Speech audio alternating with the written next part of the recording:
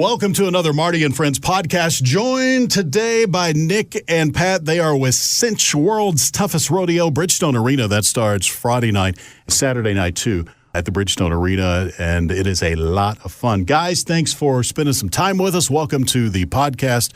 Let's talk a little rodeo. One of the things about this rodeo is the family feel of the rodeo. It's a great family event. I guess a lot of you guys throughout this circuit travel together, right? I mean, always. Pretty much. So you pretty much, not only do you put on a family event, I assume you become somewhat of a family on the road, right? Definitely. We've been with, these guys the last 2 months. Mm-hmm. In the last couple weeks, we haven't been home, so we've been with each other the whole time. And that includes spending time in Nashville. Who had a wilder time in Nashville, Nick or Pat? That was Nick. Definitely Nick on that one now. Yeah. So this is not your first time in Nashville, though. This is year 2, but it was just as rough as year 1. You know how to have a good time. There's no doubt about that. We talked earlier about a lot of the favorite aspects of the rodeo, and they're certainly what you would expect, the cowboys doing their thing. I want you guys to tell me, and we talked about it in my office earlier, but tell me again about that pre-show that goes on before the rodeo, and it gives fans an up-close experience. What have you talk about that? The pre-show starts at 6 o'clock, so it's an hour and a half before the rodeo starts. Basically, you can come down on the dirt. You get to autographs with the cowboys. We have 2 live bulls that you can take pictures on. We have pony rides, registered to win a Dodge truck. We also have stick horses and stuff, so it gives the kids an opportunity to come down and participate in what we do. So anytime you have somebody that's not familiar with the rodeo or has questions about any aspect of the rodeo, they get a chance to interact and really kind of see what it's all about. And I think it brings a whole nother level for the young people to understand what's going on and really feel like they're part of it and be able to understand what's going on through the whole rodeo. Now, we talked about this earlier too. You have a picture bull, which means a bull you can take pictures with. You can even touch the bull, I assume, right? Yeah. There's mornings where, Pat and I, we got our cup of coffee and we got a halter on the bull, and we'll just walk him around like a dog, just sipping our morning coffee and having a nice little stroll. Nice.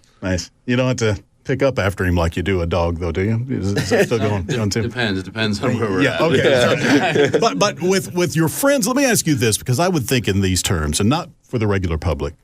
But if I had a friend coming to town, right? Have you guys actually ever had a friend in town and said, hey, that's the picture bull over there. Why don't you go pet him? And it not be the picture bull that you're sending your friend over to? Do you ever pull that one on any friend or any family member? That's exclusive reserved for those people. I've always been told I was ornery, but I'm not that ornery. Okay. That would be the first thing to come to my mind. Again, only for friends. Yeah. That's the picture bull. Go pet him. But maybe not stuff like that, but I assume you guys have a really good time messing with each other backstage, and that probably carries over to making the show better overall, right? It makes it fun, and it's fun either way, but there's just a little inside jokes or... you always got to keep your guard up when you're on the crew. There's it's a bunch of guys and with nothing better to do than pick on each other. Sure, absolutely. Now, you guys have a very important job once the rodeo gets going. You protect the cowboys, and that is a job where your job is, number one, safety. But number 2, you are expected to have fun as well. You're expected to bring that aspect of fun while you're doing that. Is it tough to concentrate on being safe and keeping the show moving forward, or is it just something you learn and you do?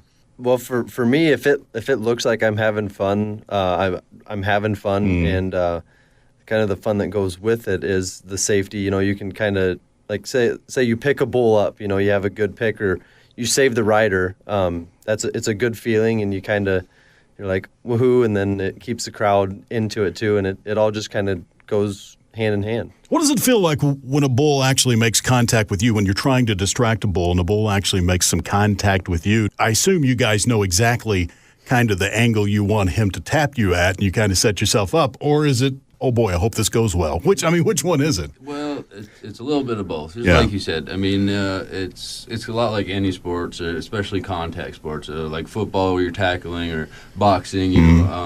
there's spots, you can have a bull, pop you in the hip or push you out and stuff like that. If you get his head coming up before he gets too close to you, he's a lot of times just going to sling his head up in the air, and he's not actually going to hit you hard enough to push you away or fling you through the air. But if sometimes you get too close or you got to get right up on top of one's head, that's when you're going to get airborne a lot of the times. And airborne's not as bad as being underneath one by any means. Right. Have you gotten close to getting hurt from protecting someone? Oh, yeah. I mean, you're gonna, like I said, when you're putting yourself in that situation, the bumps and bruises and, you never know what's going to happen completely. So a lot of times you're in a controlled situation, the bull can spin around and kick. Sometimes they're faster or come harder than you think, and like I say, bumps and bruises are part of the rodeo. So when a bull comes out, say, for instance, this bull, maybe it tagged you the week before, and you're out there and you're still sore. You're like, man, my hip still hurts. And here comes this bull again. Do you think he has you say to yourself, he knows he got me last time, and I'm going to, it's rolling in your head, isn't it? Honestly, you say to yourself, yeah, you got me last week, I'm going to really watch you, or something like that? Yeah, and that's kind of going back to the mental aspect you were talking about, being safe in that. Learning to control, your head is a huge part of the rodeo industry. Like I say, you know what you're going up against every time. It's, you're the possibility of getting hurt, and it's learning to control your head and stay calm. But yeah, definitely, bulls are like people or dogs or kids. Some of them are fun and some of them are meaner than others, and so there's always certain bulls that, the bullfighters and the bull riders tend to be a little more ornery or a little more prone to really want to hit a guy hard. A lot of them learn to play rodeo, so they're not necessarily mean, but they'll still bump you and have a good time too. But I mean, there's definitely some bulls that stick out every week. Is there any traditions that take place before the show starts, after the show's over with? Do you guys any kind of traditions y'all gather before a show or after a show? Well, usually afterwards there's a bush light or two. Oh, I see. Yes. Those are celebrations, aren't they? Pretty much. Cinch World's Toughest Rodeo, the Bridgestone Arena, great family event. The pre-show is a great time to take the family out for them to get up close and personal. And we talked about this with that pre-show. With most events, you have to wait till it's over with to get autographs, and maybe the kids are worn out by then or whatever. This gives them the opportunity to do it before, to get to know the cowboy before the cowboy even gets out there. And that I would assume that brings an extra element of excitement for those people that met that person, right? Definitely. Yeah, so that's a great event for that. I appreciate you guys spending some time with us. Just the meeting you guys, I see how a kind of a close-knit family you guys are at this rodeo, which just goes to the overall production of the show and putting a great product out there. So listen, man, thanks. It was great talking with you guys, great spending some time with you, and good luck with everything with the rodeo. Yeah, thank you. Thank you for having us. Yeah, thank you, Marty.